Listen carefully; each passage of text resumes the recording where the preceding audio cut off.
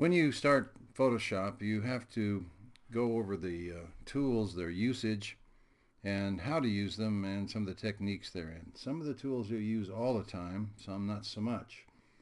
I would refer you to the uh, list on the class syllabus as to what pages you look at to find the tools described in the textbook, and review those tools on your own and open the Photoshop and just put some layers on and play with the tools. See what they do, see how it works in your hand and how you coordinate that. Now, the most important tool is just the move tool. It's the little black arrowhead with a four-prong pointer thing. That means that you can select certain objects based on I'm going to turn on the tool thing and make sure that my show tool transform is showing up here on the top, and then I can select from the active layer. It shows you what you can do and that you can in fact move that and put it in some different place. You could make another one too if you wanted another circle, without having to make it. Just put your finger on the option key and see how it turns to a black arrowhead, a white arrowhead. That means that you're about to make a copy. And you can pull a copy off and put it someplace else in the on the layer. Now what happens here is it actually produces a new layer. So you have circle and you have circle copy. That's one way to do that. Another is you want the same thing as I went from Command Z, I went back one step. I can go to this circle and say, click on this and drag it down to the bottom and make a new layer, but actually it makes a new layer based on the circle. It's right on top of the old circle, so you have to get your move tool and move it around. You can come to the corner here and resize it.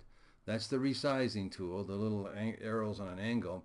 That's the curve tool. That means that you can actually turn this thing. Of course, the circle, when you turn it, you can't see any difference. Anyway, but I'm going to come over here to the sizing tool and hold the shift and the option key down so it reduces in place, and you can manually see, what do you want that to be, and then you have to apply it. Whenever you change something on a layer, enlarge it or reduce it or turn it or move it, you have to go back to your move tool, and it gives you this. You want to apply the transformation. Don't apply or apply. So I'm going to hit apply, and now that one stays in place. If I want to change the color, I have to take the magic wand tool and select on the circle copy that circle and get it. I can do the positive. I don't have to go the negative and back to the positive because there's a pretty sharp positive there. And then I can come here to the it was orange. I'll click on the orange and let's make it a navy blue. And I go up here into the blue and the color picker goes there.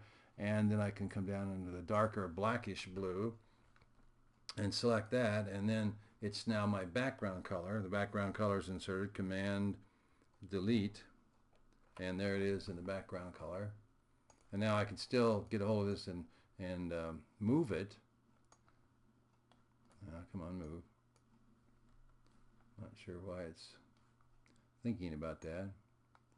Okay, so then I can move this and I can put it anywhere I want. Now, I need to change the copy. The name of it is it's circle copy, but maybe I just click on the name here. Whoops, I don't want that one. I just want the name. And take off the copy and maybe circle blue. And I can name the other one circle orange. And I could put this one now behind the rectangle, but in front of the post. And it drops back. And then you have this, where you want it to be, and you say, oh, this should be a little smaller yet, so I can smaller it down and put it in place, apply that. I can use the arrow tools to kick it over a little bit, left arrow, or right arrow, or up or down arrow. And when I get it in place where I want it, let's just go back or hit Command D and deselect that. So that's what the move tool will do. Now the marquee tool, you can see there's the rectangle and the elliptical. Of course, that's the square and the circle as well. And then you have a very narrow marquee if you want to make a very narrow line, almost maybe 1 or 2 points, or a vertical line. I don't use these all that much because I can control this one, but you have to switch back and forth. The tool here, there's three tools of the lasso variety. Lasso, the regular lasso tool, the polygonal lasso tool, and the magnetic lasso tool. I use the polygonic for all the stuff that I'm going to do with a lasso. It helps to cut separations. We'll see that in a minute. But the polygonal lasso tool is the one I always go to, and it's the one, not the round lasso, but the one with the square corners. I'm not sure why they call it polygonal lasso tool. You might want to look that up in the book. But that's the one I'm going to use there. And then, of course, the magic wand tool, I use the magic wand much more than the quick selection tool. But you can read and experiment with the tools and see how they work. This tool is to scale, and it's got the scaling and the slicing and the slice select. The slice tool and the slice select tool are only used if you are working on a Photoshop document that's going to go into onto a website or a page on a website. The slicing allows you to cut smaller portions out because you have restrictions when you're making web things as to the whole picture counts or the part of the picture counts in the overall size of the document. So these two, you don't use them at all unless you're working on a website project. But this scaling tool, the crop tool, is very useful when you want to change the size of a photograph or crop something down. If you select the crop tool and you can say, okay, I want my width and my height up here. If the width, you can say like 3 and put the IN in for inches, and the height you can say 5 space IN. You need to put the spaces in there. And the resolution, let's go at that high 400. Okay, once you've set that, it's going to give you the cropping tool. When I come out here and I crop, it's going to give me this thing in the ratio of 3:5. And you see I can make it bigger or smaller, but it's in the ratio. And so if that's what I want my thing to be, I can say, let's see, I better get on the right layer. I'm not on the black layer, and I'm looking like I'm going to cut the black layer, but it may not give me that right now. I'm going to say don't crop. But that's what that does. You can switch them 3 to 5. You hit that little buttons here, and it goes 5 to 3. And then it would be a horizontal rectangle that you're going to shape with here. So I've got the black one going. And now if I say image crop, it crops everything down to that 5 by. It's going to take a minute to think about it. I'm not going to wait for it, but that's what the cropping tool is. This tool is the eyedropper tool. Helps you select one color and match it to another color. The color sampling, the ruler tool, the note tool, those have nothing to do with sampling colors. The note tool, you can put little stickets on your board to remind you to do something. The ruler tool gives you some measurement stuff. But the eyedropper tool is the one that I like to use because it helps you match color.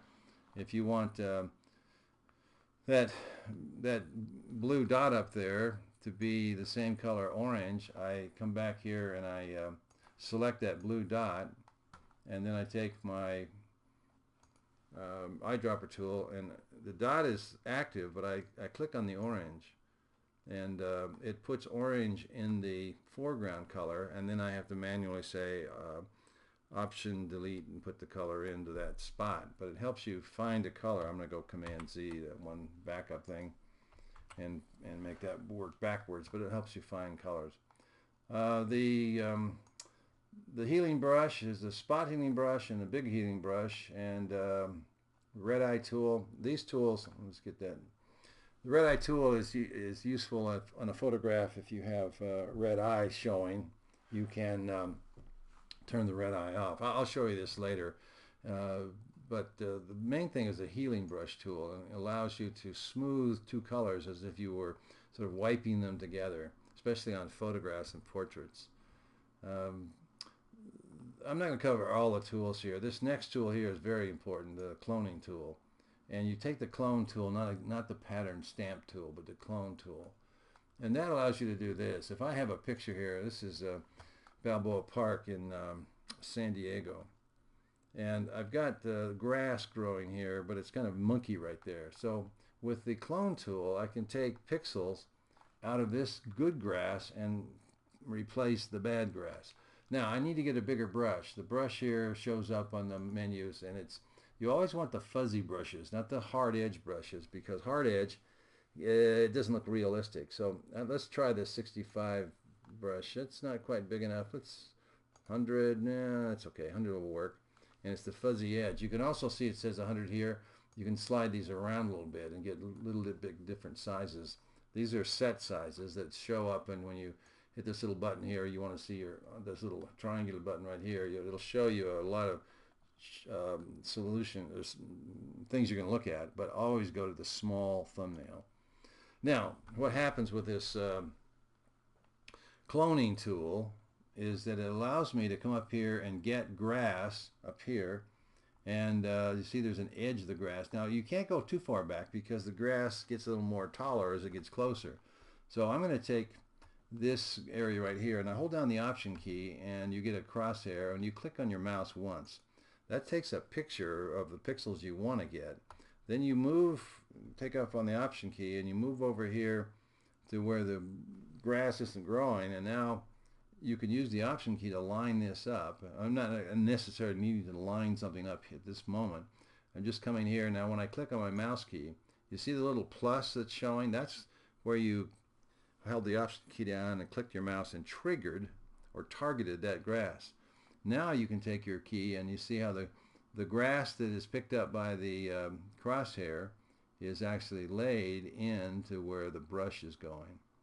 And you have to keep changing that from time to time, because once you get far down into the area, you start picking up the brown dirt again. So I'm going to redo this and take out some of that, and over here take out some of the brown, and just clean up that grass area so that it's a lot more healthy looking, and take some of this close grass and put it back here, coming up right up to the edge of that cement. And that's what the cloning tool is really a great tool, because you can fix the grass. Now in some cases, if there's some patterns that have redeveloped or twin grass grooves showing up, then you can come back and fix it. There's a leaf on the ground there. It might be a bit large for that. Let's come back to 45, and I can take the cement around there and take that leaf out. I could add another palm tree. If I got a bigger brush, I can take these palm trees right here. I'm going to click in that palm tree. Let's see if I got any singles. Well, I'm just going to take this palm tree right here. Click here and bring it over. And it kind of gives you an idea of what you're going to see from where the pixel target is to where you're actually placing the brush. And so when I do that, now you can see I'm picking up the pixels, and I can just use the gray of the sky as the background. I'm getting all that tree, and I can bring this down and punch it right up against the well, I got to be a little careful with that because some of the thing dropped down, but I can put those trees there. Now they're the same size. I could probably cut this tree out, make a patch, and flip it, and we'll look at that later on as well. But that's what I'm going to say Command Z to that. I don't want those trees there. But this is what the cloning tool will do, is to take pixels from one area and put them in another. Now once you have that finished, then you save this picture, and it's now the pictures you put on there working.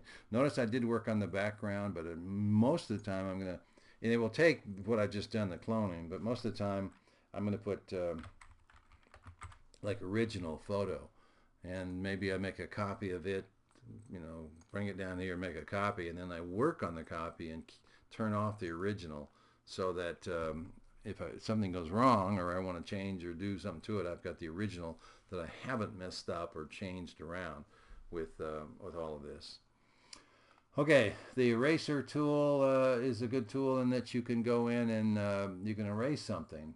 I've got a little small here. Let's get a little larger. Let's say I didn't want this. Well, I'm actually going to erase picture. I got to have something behind it that I can see. I can come in and erase that, but I'm seeing behind it now. I'm going to just see nothing because I'm not erasing it to something. So the eraser tool, you have to have something behind it to fill in, but you can actually erase structure from one layer, and then you're going to see the other layer behind it. The gradient tool, we'll talk about that when we get to color.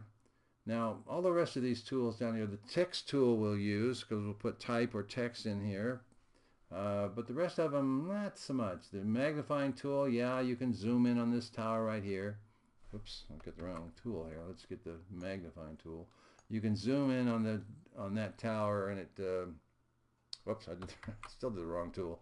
The magnifying tool, and zoom in on that, and it gets much closer. You can see that this isn't a great resolution picture because the closer you get, the fuzzier it is. Notice in the navigator, it just got closer. The little red box is showing you what you're looking at. If I back up on this, then I can back off and see the whole picture, or wherever I want to go with that. The hand tool is, you can pick this thing and move it around a little bit, but it just lets you slide the picture if there's some sliding to be done. This is the foreground, this is the background colors, and like I say, you insert those. You have to put a marquee down, and then insert it with Option Delete puts the foreground color, Command Delete puts the background color. You can change the colors around too by hitting the little arrowhead there. Now, as far as palettes go, as I showed you before, there's a window that shows a lot of different palettes, and you can see the palette tools, selections, and what they do, and practice with them. But the history and the navigator and the layers is the one I want to see. I might want to see some of the others, work them, and then close them back down again. But that is up to the project that I'm working on when I'm working these through. So look at the tools, practice them on your own, and of course we'll talk more about tools specifically as we use them in upcoming projects and assignments.